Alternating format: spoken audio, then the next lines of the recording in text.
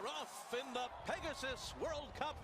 And what a start from Mucho Gusto, who fires out to the early lead. And Diamond Oops has early speed as well. Bodie Express is 3 wide going into that. Horse racing has been around Australia since the 18th century and has become very popular for everyone around the country.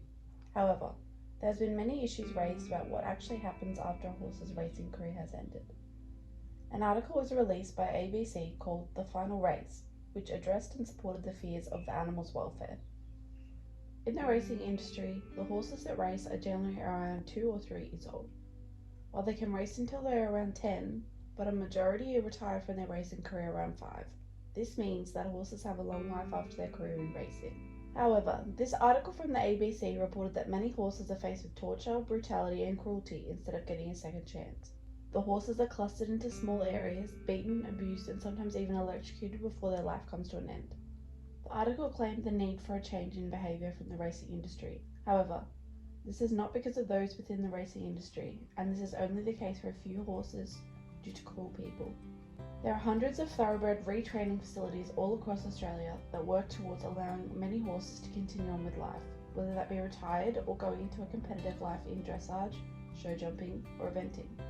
Shorey Park Horses is a well-known off-the-track retraining facility located in Western Victoria.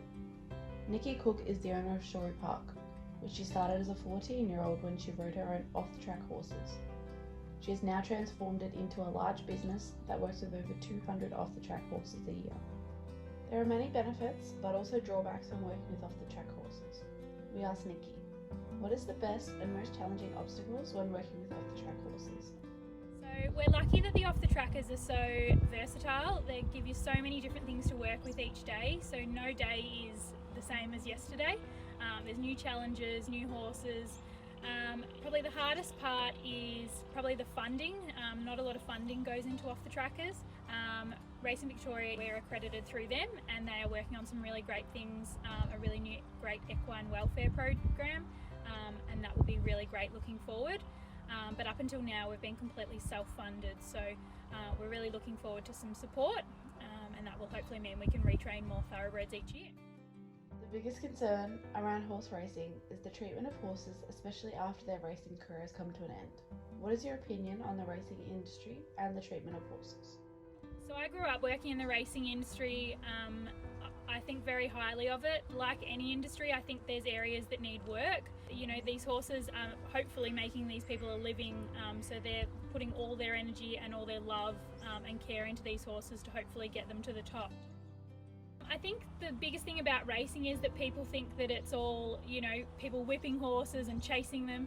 Thoroughbreds are born to run, and they love it. So, you know, you see them in the paddock when they're spelling and they will be galloping around flat stick, and it's just in their nature. And I think that's the population's perception that, you know, they're being forced to run, and I think that's probably not quite right. These horses love it and they're bred to do it. But it is not only large retraining facilities that impact a horse's life after racing. Imogen Layfield is a 17-year-old located in Eastern Victoria, who excels in dressage alongside her off-the-track horse, Asturias, also known as Austin, who is a 16-hand high, 16-year-old thoroughbred. They've been together since April 2018 and have competed all across Victoria. We asked Imogen, what got you into working with off-the-track horses? So my family has purchased several off-the-track thoroughbreds in the past, mainly because they're just a super affordable breed with an amazing work ethic, and they always try their hardest to please no matter what we're doing. And they're just very athletic. They can do anything.